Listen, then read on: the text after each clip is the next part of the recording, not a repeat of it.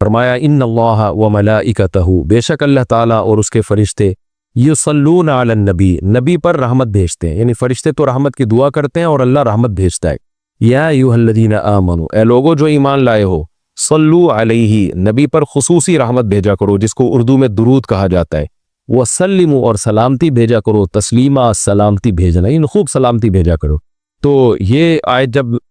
اس آیت کی وجہ سے علماء نے یہ مسئلہ فقہاء نے بیان کیا ہے کہ زندگی بھر میں ایک مرتبہ درود بھیجنا ہر مسلمان پہ فرض ہے، کیونکہ اللہ نے حکم دیا ہے، اور الامر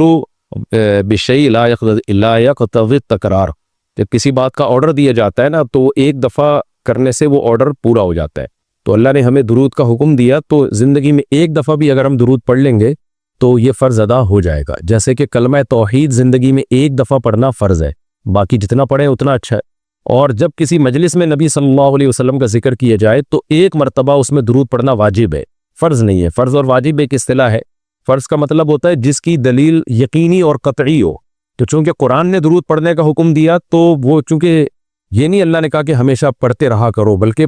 پڑھو، تو ایک دفعہ پڑھنا اس قطعی یقینی دلیل کی وجہ سے فرض ہے۔ تو فرضیت ایک ایسی چیز ہوتی ہے جس کا انکار کرنے سے انسان کافر ہو جاتا ہے، کیونکہ اس کی دلیل بہت مضبوط ہوتی ہے۔ اور دوسری حدیث میں آتا ہے کہ وہ شخص بخیل ہے کہ میرے سامنے اس کا تذکرہ کیا جائے اور مجھ پر درود نہ پڑے۔ تو اس حدیث یہ چونکہ خبر واحد ہے، کیونکہ ظاہر ہے قرآن جس طرح تواتر کے ساتھ ثابت ہے، اس طرح اخبار آحاد جو خبر واحد ہوتے ہیں وہ اس طرح تواتر کے ساتھ ثابت نہیں ہوتی، تو اس میں تعویل کا بھی امکان ہوتا ہے۔ تو اس لیے فقہا، خاص طور پر حناف جو ہیں، فقہائے حنفیہ، انہوں نے فرض اور واجب ایک ٹرم بنائی ہے شرعی مسائل کو سمجھانے کے لیے۔ تو اس لیے انہوں نے کہا کہ جب کسی مجلس میں نبی کا نام آئے نا تو اس مجلس میں ایک دفعہ کم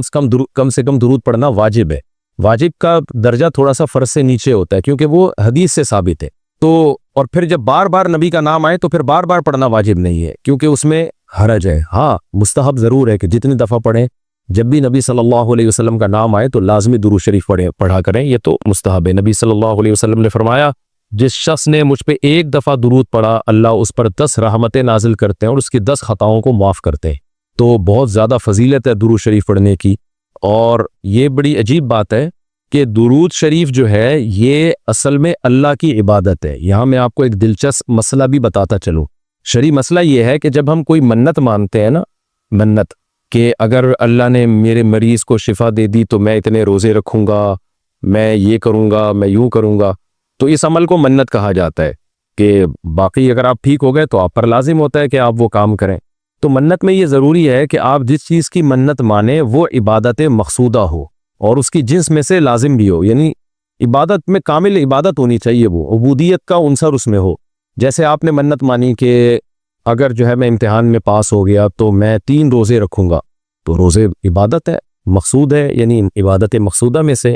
لیکن اگر آپ نے منت مانی کہ میں اگر امتحان میں پاس ہو گیا تو میں وضو کروں گا، تو وضو چونکہ مقصود نہیں ہے، عبادت مقصودہ نہیں ہے، وضو سے مقصد تو نماز ہوتی ہے، تو وہ منت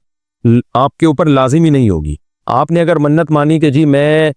صدقہ کروں گا، تو صدقہ عبادت مقصودہ ہے اور اس کی جنس میں سے جو زکوٰۃ ہے وہ واجب بھی ہے۔ روزے کی جنس میں سے رمضان کا روزہ واجب ہے۔ آپ نے نفل نماز کی منت مانی تو بھی منت پورا کرنا آپ پر لازم ہے، کیونکہ نفل نماز جو ہے وہ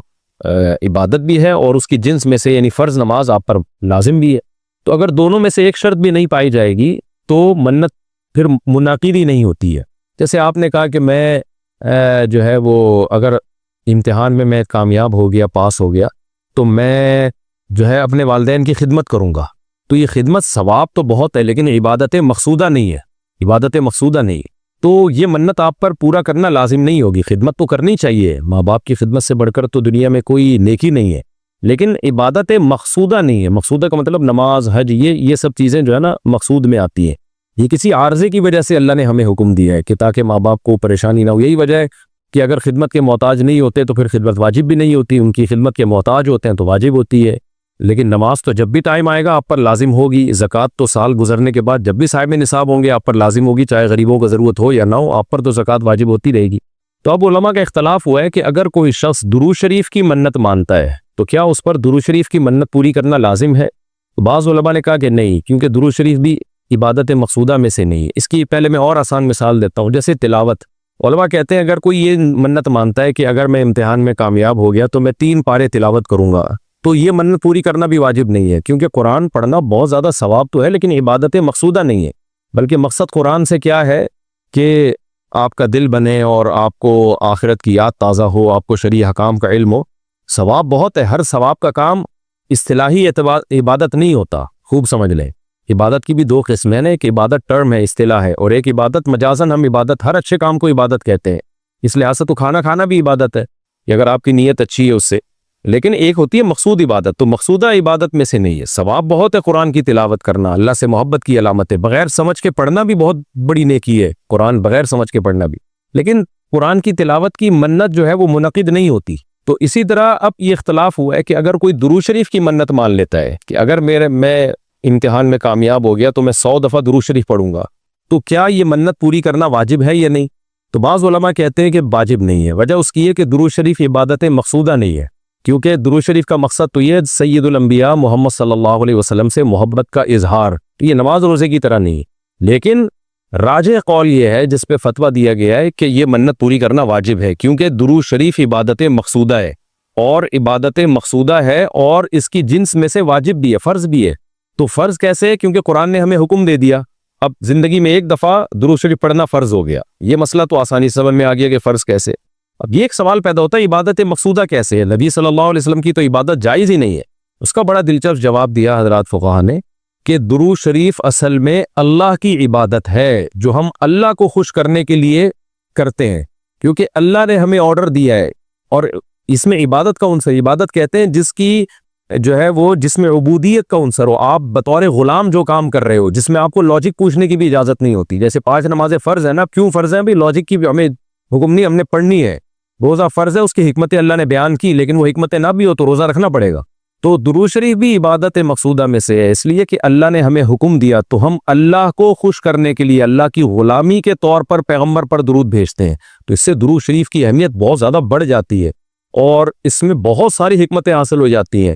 کہ ہم اللہ کو راضی کرنے کے لیے، کیونکہ اللہ نے ہمیں حکم دیا، جیسے نماز کا حکم دیا، زکوٰۃ کا حکم دیا، اللہ نے کہا کہ تم یہ عبادت کرو گے میری، یہ ہوگی میری، کیونکہ دعا عبادت ہے۔ دعا میں کیا ہوتا ہے؟ ہم اللہ سے بھکاریوں کی طرح مانگتے ہیں، تو اللہ نے کہا اور دعائیں تم مانگو نہ مانگو، یہ والی تو اسپیشلی تم پہ فرض ہے۔ ایک تو اطلاق دعا مانگنا ہے نا، لیکن اسپیسیفک کوئی مخصوص دعا مانگنا تو فرض نہیں ہے، لیکن یہ والی دعا مانگنا ہم پہ اللہ نے فرض کیا ہے کہ تم نے پیغمبر کے لیے رحمت کی دعا کرنی ہے، یہ تم پہ فرض ہے، یہ مجھے خوش کرنے کے لیے فرض ہے۔ تو یہ عبادت ہے، لیکن اللہ کی عبادت ہے، اور نبی کے لیے دعا ہے یہ، تو اس سے درود شریف کی اہمیت بھی بہت بڑھ جاتی ہے، اور ہمیں سید الانبیاء صلی اللہ علیہ وسلم کی اہمیت کا بھی پتہ چلتا ہے کہ اللہ نے پیغمبر پہ درود بھیجنے کو اپنی عبادت قرار دے دیا ہے، تو سید الانبیاء صلی اللہ علیہ وسلم کی بھی ویلیو بہت زیادہ بڑھ جاتی ہے۔ جیسے قرآن میں آتا ہے نا کہ وَرَفَعْنَا لَكَ ذِكْرَكَ، ہم نے آپ کے تذکرے کو بلند کیا ہے، تو کیسے بلند کیا؟ علماء نے اس کا جواب دیا کہ نماز میں بھی درود شریف ہے، اور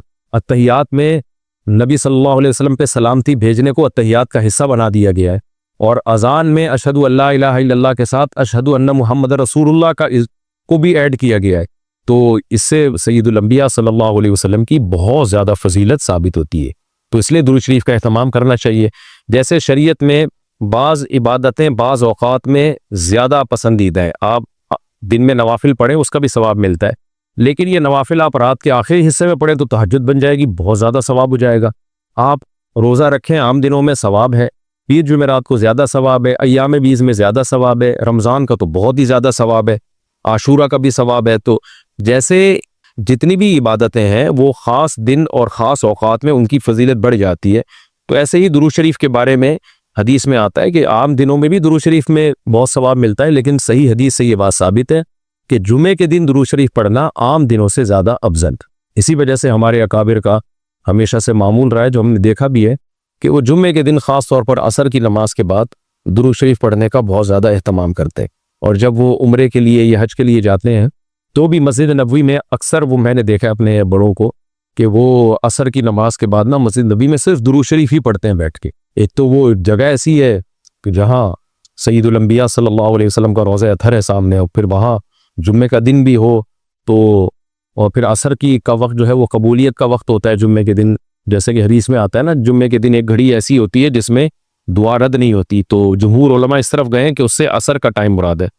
اگرچہ اس میں اختلاف ہے لیکن جمہور اس طرف گئے ہیں کہ عصر کا وقت مراد ہے۔ تو جمعے کے دن عصر کے وقت درود شریف کا اہتمام کرنا چاہیے. اور ویسے بھی اگر آپ کو عصر کے وقت ٹائم نہیں ملتا تو جمعے کی نماز کے لیے آپ وقت سے بہت پہلے آ جائیں, نہا دھو کے تیار ہو کے اگلی صف میں بیٹھیں, اور خطیب صاحب کا بیان شروع ہونے سے پہلے آپ تحیۃ المسجد پڑھنے کے بعد درود شریف کی کثرت کیا کریں. تو اس کے بہت زیادہ فضیلت ہے اور ہمیں اللہ نے حکم دیا, اور علماء نے بیان کیا کہ درود شریف کو جو اللہ نے ہم پہ لازم کیا نا, اس میں ایک حکمت یہ بھی ہے کہ سید الانبیاء صلی اللہ علیہ وسلم کی بشریت ہمارے ذہن میں اور اچھی طرح بیٹھ گئی ہے. کیونکہ پچھلی امتیں جو تباہ و برباد ہوئی ہیں وہ اس لیے ہوئی ہیں کہ انہوں نے پیغمبروں کو اتنا اونچا مقام دیا کہ اللہ کے برابر لے آئے. جیسے عیسائیوں نے حضرت عیسیٰ کو اللہ کا بیٹا بنا دیا معاذ اللہ, اور جہاں ہمارے یہاں بھی جو بدعتی لوگ ہیں انہوں نے سید الانبیاء کو حاضر ناظر مشکل کشا اتنی کیا بنا دیے, تو شرک کرنے لگے. تو درود شریف میں ایک حکمت یہ بھی ہے کہ جب ہم نبی کے لیے دعا کرتے ہیں اللہ تعالیٰ سے کہ اللہ سید الانبیاء پر اپنی خصوصی رحمتیں نازل فرما اور آپ پر سلامتیاں بھیج, تو اس سے ہمیں یہ بھی پتہ چلتا ہے, یہ عقیدہ ہمارے دل میں بیٹھتا ہے کہ محمد صلی اللہ علیہ وسلم بھی اللہ کی رحمت کے محتاج ہے. تبھی تو ہمیں حکم دیا جا رہا ہے کہ ان کے لیے دعا مانگو. ہاں, یہاں ایک اشکال ہو سکتا تھا اس کا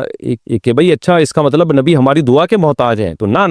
نبی ہماری دعا کے محتاج نہیں ہے, اللہ کی رحمت کے محتاج ہے. ہم دعا نہیں بھی مانگیں گے تو اللہ اپنے حبیب صلی اللہ علیہ وسلم پر رحمت بھیجے گا. لیکن اللہ نے ہمیں حکم یہ دیا تاکہ ہماری نظر میں یہ عقیدہ اور اچھی طرح مضبوط ہو جائے کہ تم بھی پیغمبر کے لیے اللہ سے دعا مانگا کرو. اس سے پتہ چلتا ہے پیغمبر تمہاری دعا کے محتاج ہو یا نہ ہو, لیکن اللہ کی رحمت کے بہرحال محتاج ہیں, اور پیغمبر بھی اس لائق ہیں کہ ان کے لیے دعا مانگی جائے. اور یہ اس سے ان کا مرتبہ کم نہیں ہوتا بلکہ مرتبہ بڑھ جاتا ہے, کیونکہ پیغمبر نے ہمیں یہ سکھایا ہے کہ یا ایھا الناس انتم الفقراء الی اللہ, اے لوگو تم سب کے سب اللہ کے در کے محتاج ہو. اور یہ جو میں نے کہا کہ پیغمبر اس لائق ہیں کہ ان کے لیے دعا مانگی جائے, تو اس کا کوئی یہ مطلب نہ لے کہ پیغمبر ہماری دعا کے محتاج ہے. یہ میں بار بار بتا چکا ہوں, ہماری دعا کے محتاج نہیں ہے, لیکن اللہ تعالیٰ یہ چاہتے ہیں کہ میں پیغمبر پر رحمت بھیجوں, لیکن اس میں امتیوں کا حصہ پڑ گیا ہے. حضرت مولانا اشرف علی تھانوی رحمہ اللہ نے اس کی ایک مثال دی ہے کہ جیسے کسی بادشاہ کو اپنے شہزادے سے بہت زیادہ محبت ہے, وہ ویسے ہی اس کو گفٹ دینا چاہتا ہے,